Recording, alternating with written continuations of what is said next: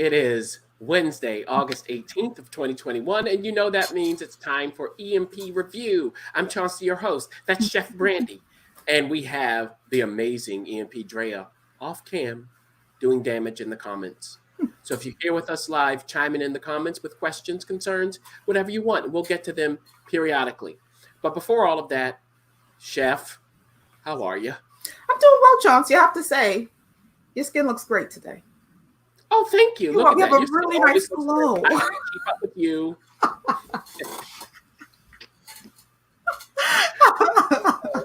Thank you for that. I do appreciate it. I'm going to note that in my calendar. This is the day that Brandy complimented my skin.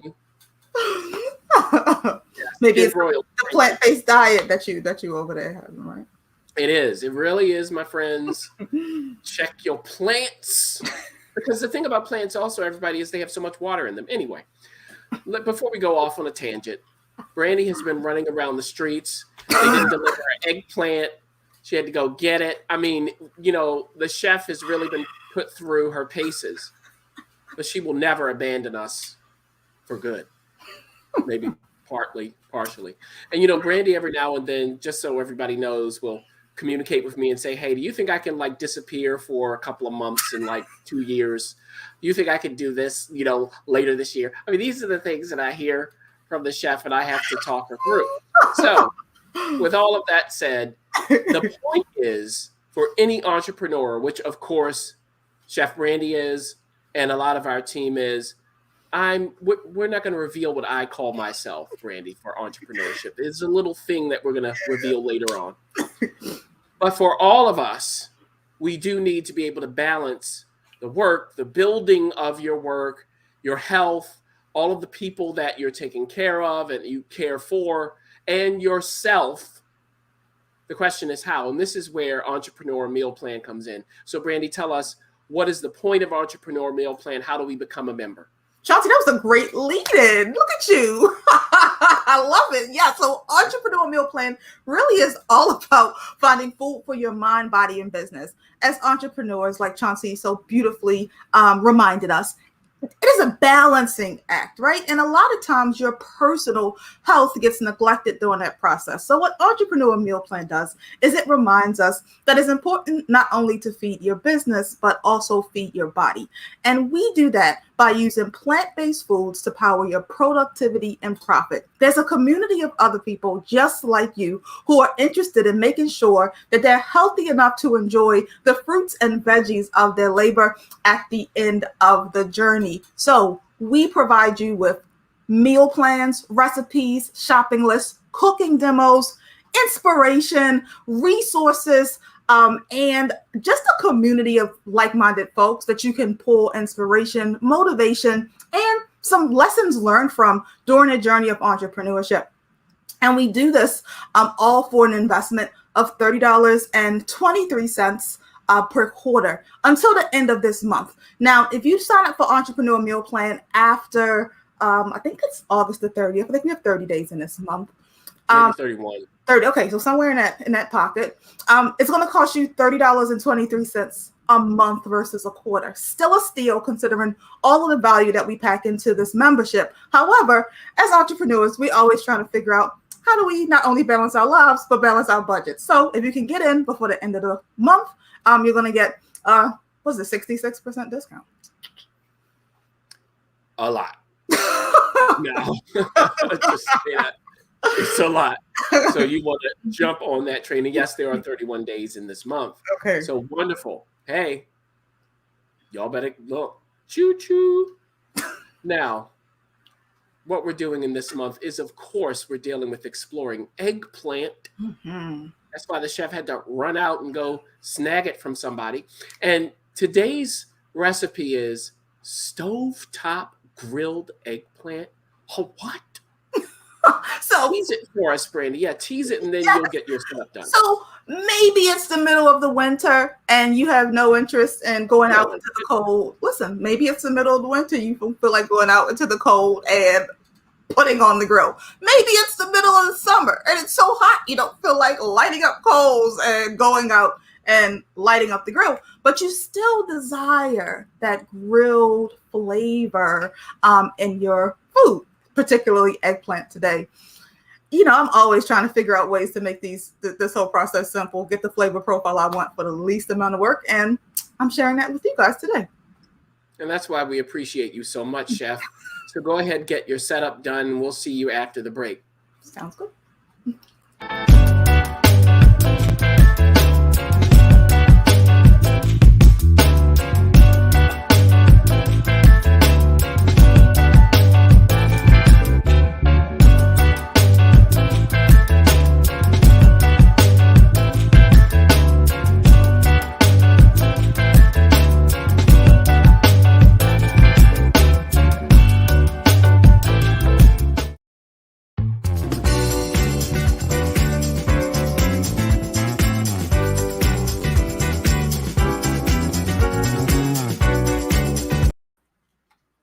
All right, so we want to grill something, but we don't want to cut on the grill. What do?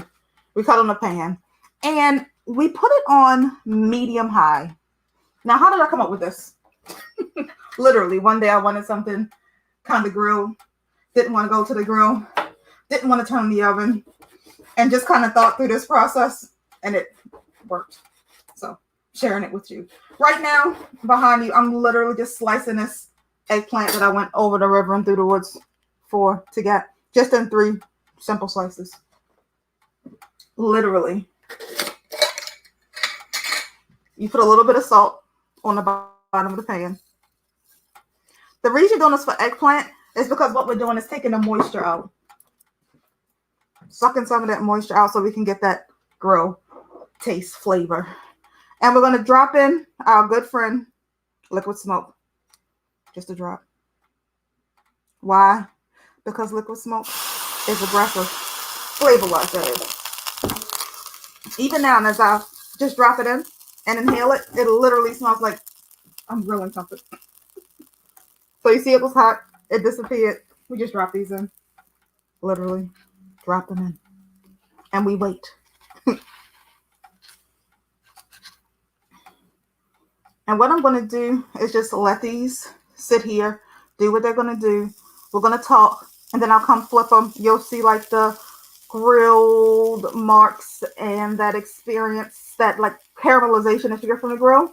Flip them, and that's pretty much it. So this is a very passive activity, just like grilling. So I'm going to see you shortly to answer questions while these grill up behind us.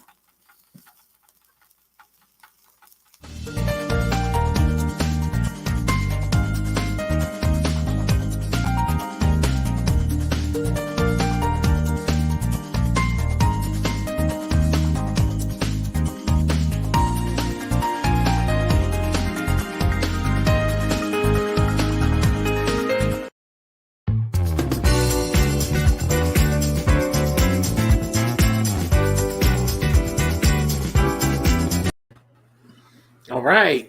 So look at you being all fast. Listen. That's what we need. We don't have time to be babying food all the time, right? So yeah, this is a really fast concept. And about how long will that take for the eggplant to grill there? It'll probably be about 5 minutes or so till we need to flip it. Mm-hmm. Cool. So 5 minutes on one side, then another 5 on the other? Yeah. Oh, okay. And you get like a nice, you get like a nice caramelization, like char on the side, and then it's still kind of creamy and soft in the middle, so it doesn't like dry all the way out. Very good. So that texture is going to be nice. Mm-hmm. You know, because when you watch these cooking competitions, they always talk about stuff like that. Mm-hmm. You know, the texture on the inside versus the outside. Is it fully cooked or not? Mm-hmm. Now, if you have questions, you're here with us live, put them in the comment section. Brandy, my question is this. When it comes to using the indoor grilling technique that you're doing, are there other things you could grill like this? Yeah, I haven't tested anything else, but my assumption and the next thing I'm going to test is zucchini and not what's the other, the yellow squash. So zucchini, yellow squash will probably do well. I've also grilled onions this way before too. So it's kind of like this idea of I don't know if we call it a grill or we call it a dry saute, but it gives you a grilled flavor. And how do you grill the onion? Do you cut it a certain way? Just cut it, just literally how you would like saute the onion, or if you would do it in circle, like if you're going to do it in slices, like circle slices, and just drop them at the bottom of the pan. Those ones though, you don't need the salt. It's something about the salt with the eggplant to really like boil the moisture out for it to get the flavor. The salt helps with the onion, but you don't need it. I wouldn't say as much. It's not as instrumental for the onion as it is for the eggplant. You just literally put it on the pan. When it starts to stick, you throw a little bit of apple cider vinegar or red wine vinegar or balsamic vinegar, or even broth to loosen it up, and just let it continue to reduce and grill up. Interesting. Is it something to do with, like even the eggplant, not only its composition, but also maybe its flavor? Because it doesn't stand up and say, hey, when you're eating it. That's true. That really could be it. I mean, I know lots of people do a lot with eggplant, especially like eggplants. People drench it in so much oil most of the time. It's kind of crazy. But I feel like maybe that's it. Maybe the salt like brings the flavor of the eggplant out. Whereas the onion definitely lets you know that it's present without needing to do much to it. Right. Yeah. Well, of course.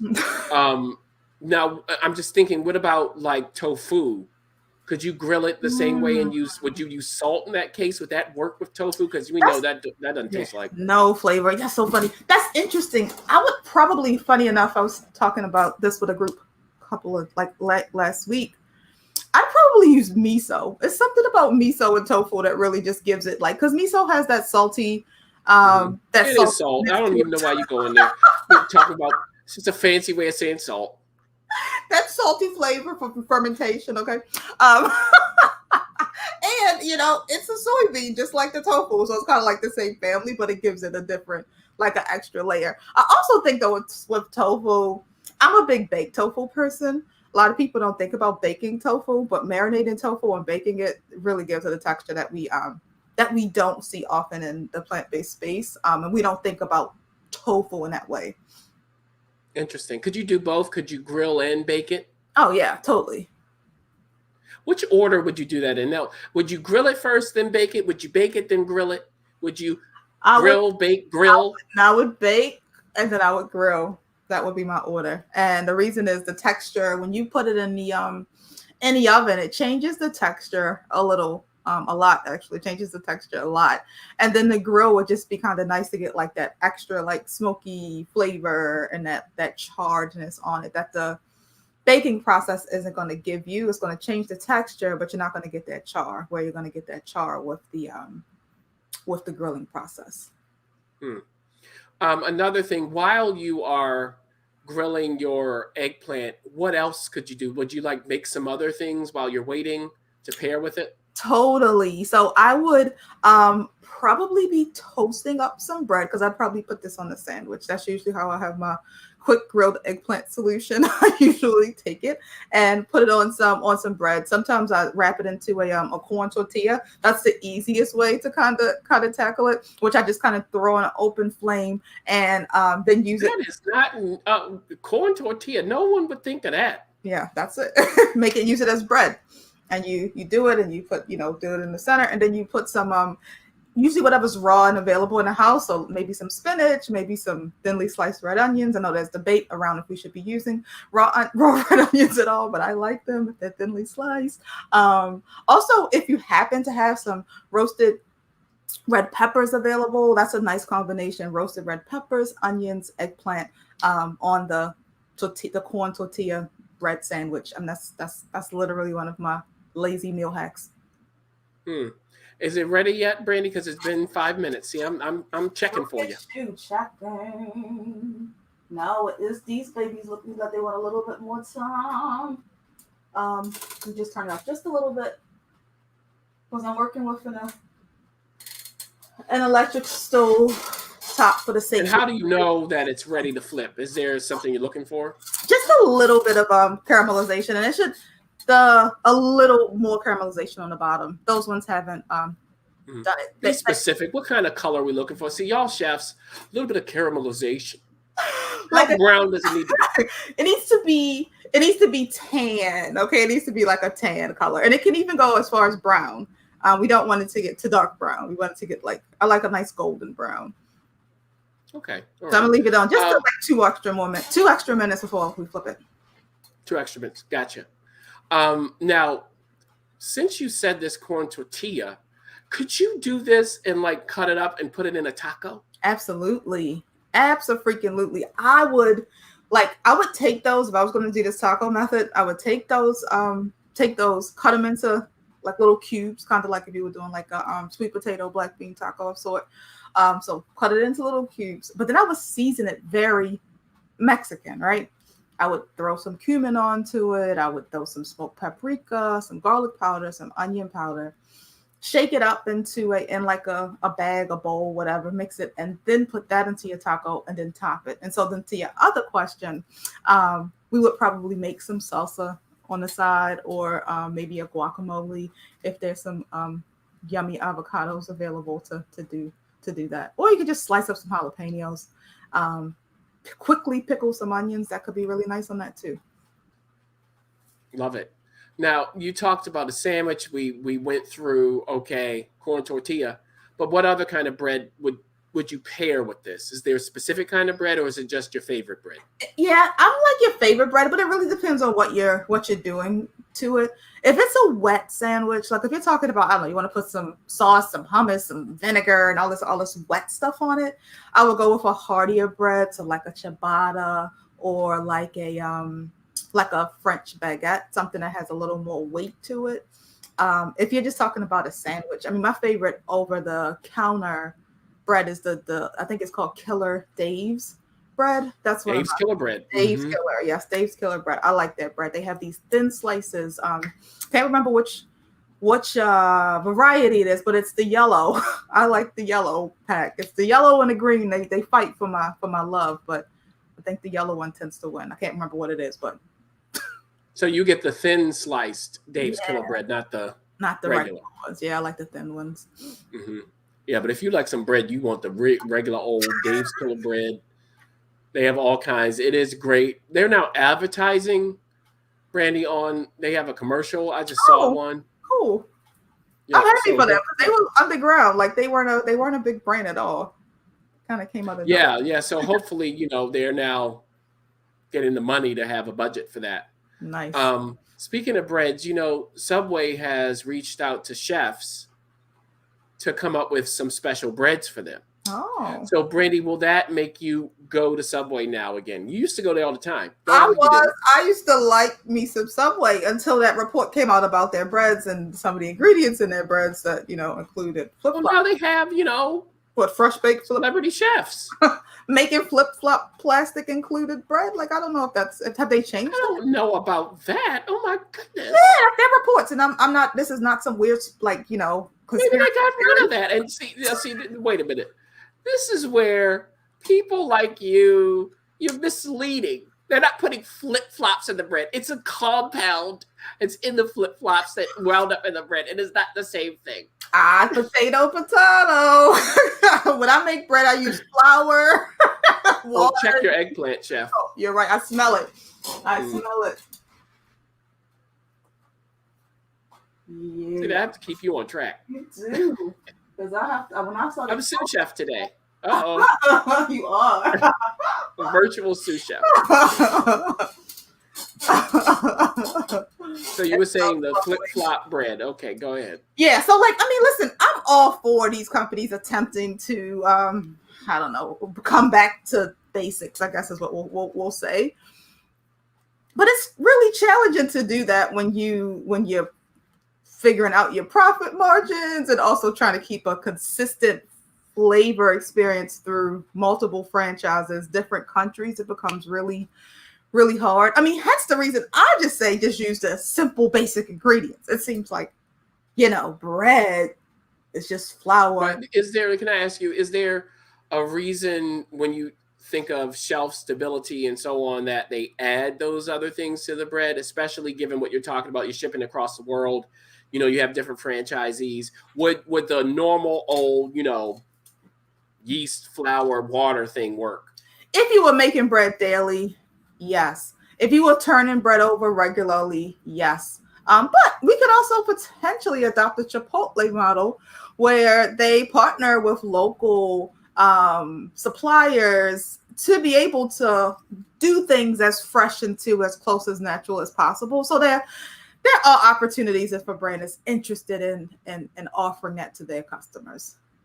But wouldn't that be difficult, like if you have breads, to have the same kind of bread in different locations going to local farms? Or would it be an opportunity for them to make their menu more local? I think it would be the latter. And what's funny is that even when you're talking like, so make it more local, what's funny is that when you look at even these franchise models, their menus are local. Like, it's interesting if they've done like surveys of chains like McDonald's and saw that like the ketchup that they give in India has a little more spice and like a curry note to it than the one that they give in the United States, which of course has a little more salty sweet note to it. So what you're talking about is kind of already being done, even though it's not marketed or promoted in that way. Yeah, and what I don't appreciate is that they don't do this kind of localized menu options in the States. You travel across the world and they do it for all of these people outside of the country. We're the ones, it started here, McDonald's. And we just get salt and sugar and we just supposed to take it. But, Now, speaking of margins, you said that. Mm-hmm. I was listening, and of course we know that for a lot of the fast casual people, the pizza shops and so on, that digitizing is a big thing now. You mentioned Chipotle, they're out in front with that. Domino's is like, huge. I mean, the Domino's CEO was like, I want to get to 100% digital. Wow. And even like, Papa John's and McDonald's is starting to get into it.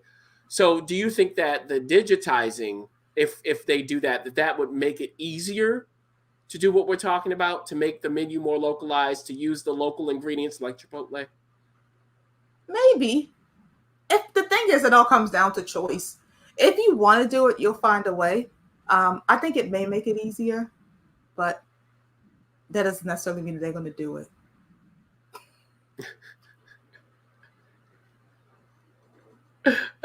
And I'm going to take off my tinfoil hat right now. You have on 2 tinfoil hats today. That's okay. Okay, we're going to take care of you anyway. Yeah. So how's that eggplant coming? Because on the other side it might cook faster. Yeah, I'm about to say, and I think it overheated the camera because it went out. That camera was like, forget it. Oh yes, it is overheated.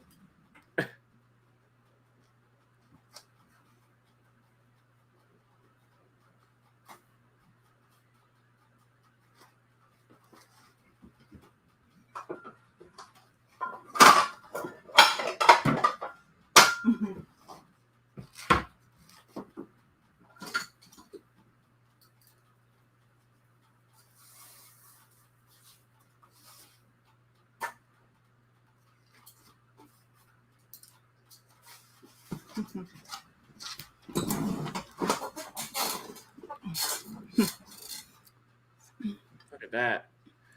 So yeah, today's EMP review. What? I mean, this is impromptu. Look at us just rolling with it. I love it. Flowing. This is like a what do you call it? A lesson in entrepreneurship, right? Just going with the flow. A lesson in life. That too. Let me tell y'all something.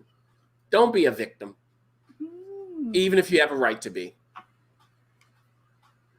All right. Are you going to show us what you just pulled out of that pan? Yeah, I'm going to show you what I just pulled out of this pan. We look, EMP Dre and I, we know. Brandy will be over there eating it and not showing it. Oh, this is so good. All right, so this is the our grilled eggplant. The smaller one, of course, cooked a little faster. It is challenging, I will say. If you you people who cook on electrical stoves, our kudos to you. It is definitely an art form. It is very challenging to maintain consistent heat.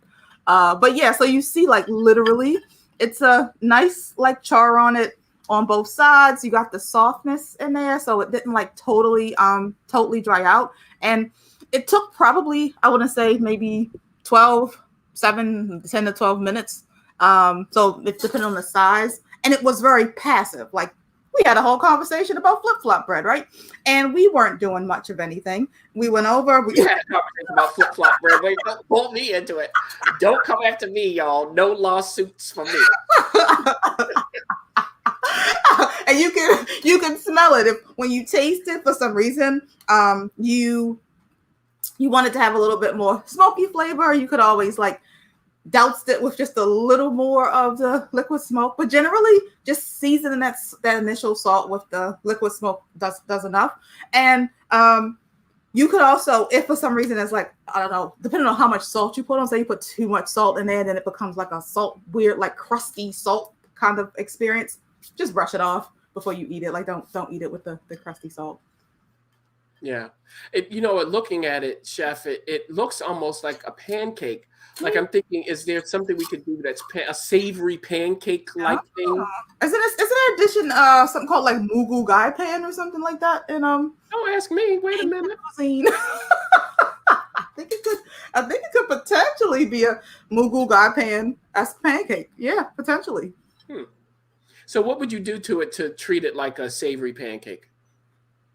Oh, I would literally just top it with some type of like sauce or salsa, or finish it. I wouldn't, you would go with maybe like a herb syrup, if I'm going to say, if you're thinking about pancakes and making the equivalent. So taking something like a cilantro or like a basil and throwing it into the blender, maybe with a little vinegar, and then like putting it over your finished savory pancakes, and you have like some syrup, some herb syrup. Yeah. And, at the risk of, plugging a company that doesn't pay us, California Balsamic, that's what they do. So that would be very interesting. Mm-hmm. Wow. Yeah, this was a lot of fun, vinegar, actually. That's a great thing. Reduced vinegars. I mean, it takes time to do it, but it is so worth it. Like if you're ever trying to figure out a way to take a dish to another level, and you're like, I don't know, you don't want to do too much work, throw some vinegar in a pan and just let it cook down. Reduction just means you're letting the water evaporate. And so you're going to end up with a sweeter, thicker end product. That happens naturally. If you want to force it, like you don't feel like waiting, you just want the thickness and you don't care about the flavor, you can throw in some cornstarch. But if you want the flavor, you want that sweetness, that gooey, that stickiness, it's literally throw some vinegar in a pan and just let it cook down. Wow. Yeah. In Spanish, they say al siguiente nivel, to the next level. Look at that. Ooh, wow. This was a lot of fun. We need to do something like this again at some point where it's just freestyle. Enjoyed that. So with that said, everybody, hey, we are back next Wednesday, August 25th at 4:30 p.m. Eastern time, unless the eggplant goes missing. And we will continue to explore eggplant in this month of August. Between now and then, as always, do life and business well. Chef, thank you so much. Do you want to show us the food again before we sign off? Yeah, let me see if I can get some other people to join the collection. I'll see who else is See if we get, we got some siblings joining. Well, actually, this is the baby and mama. Let's get mama and daddy into the thing. Hold on. That's fun food, people. Oh, and it's so it's the center is so creamy. That's really that's one of the things that really excites me about just grilling or just food in general. It's just so creamy.